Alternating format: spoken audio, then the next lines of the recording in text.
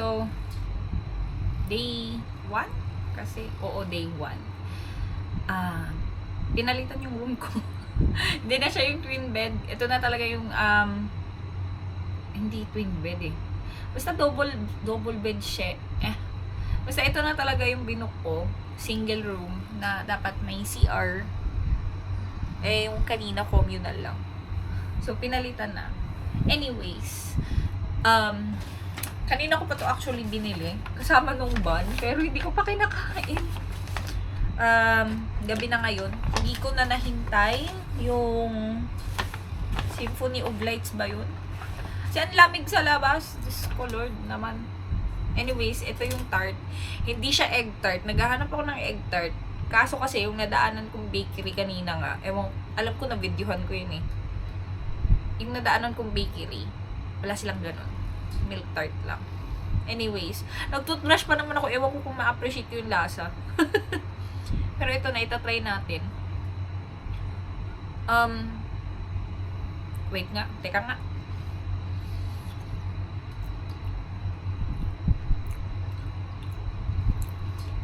Masarap. Akala ko ba, hindi to egg tart. Bakit lasang egg? Weird. Pero masarap. Uy. Kakalat eh. Palang. So, ayun na nga. Ano bang ginawa ko ngayong araw? Pumunta ako ng Space Museum. Ang ganda. Worth it. Nagpunta din ako ng Cultural Center. Pero sa labas nang hindi ako pumasok. So, babalik pa ako doon. Kasi gusto ko din pumasok doon sa Museum of Art. Bukas, bala ko magmumping. Tapos, bahala na. Kailangan ko pala magdala pala ng spoon kasi wala silang utensils dito. Pag nag-uuwi akong pagkain, paano na, diba? Sarap. Akala ko ba hindi egg tart? Bakit lasang egg tart?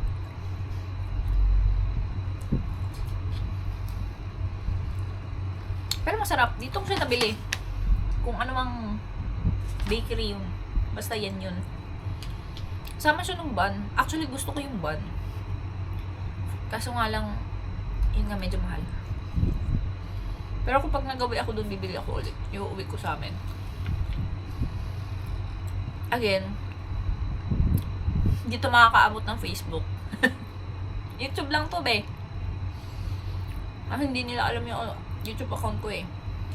So, YouTube lang to.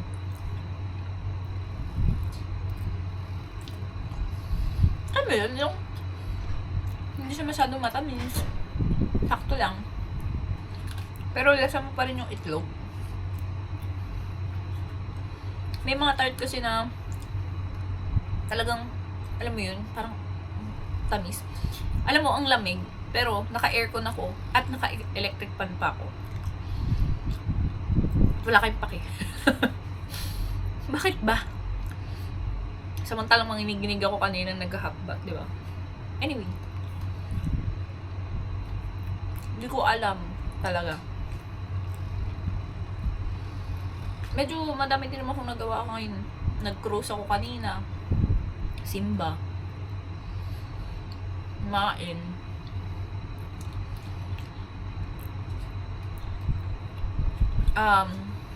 Lumaan ng Peninsula. Ganda ng hotel na. Peninsula Hotel. Sheraton.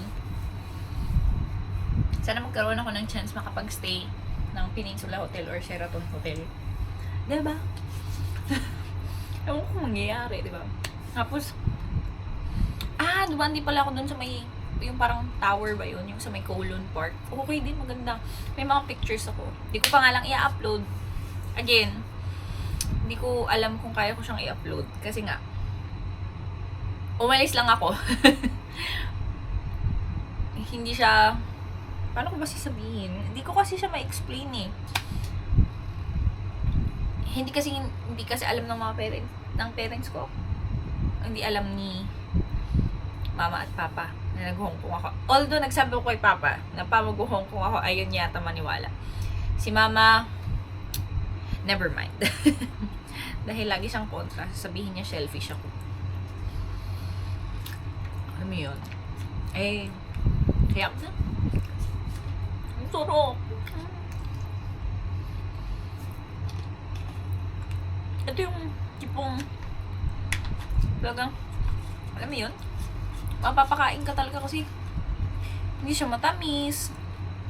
Smooth lang yung anong feeling ba yung tawag sa ganun? Yung nasa gitna. Hindi ko alam. Anyways, iniisip ko kung bibili ako ng another memory card. Kasi konti na lang yung space nito. 64 lang kasi yung, hindi ko dinala yung isa kong memory card. Akala ko sapat na. Tapos hindi ko rin dinala yung connector ko. So, paano na? Dami kong naiwan. Iniisip ko kung bibili ako ng pangpasalubong, yung ballpen. Kasi ang mahal ng, pangpasalubong. Ang cute-cute ng mga, tabi, hindi na idikit sa ref. Kaso 30 isa, 30 HKD. Lintik na yan. Nakita ko ballpen, parang 6 or 8 pieces yata, tas $88. So, 600 diba? What the fuck? Anyway, iniisip ko pa lang naman. Hindi ko pa talaga bibili. Mga last day ko na. Kasi ako mag-decide kung magpapasalubong ba ako or hindi. Since konting tao lang naman nakakaalam na ako ay nag-Hong Kong. Ang sarap. Anyway, bye-bye.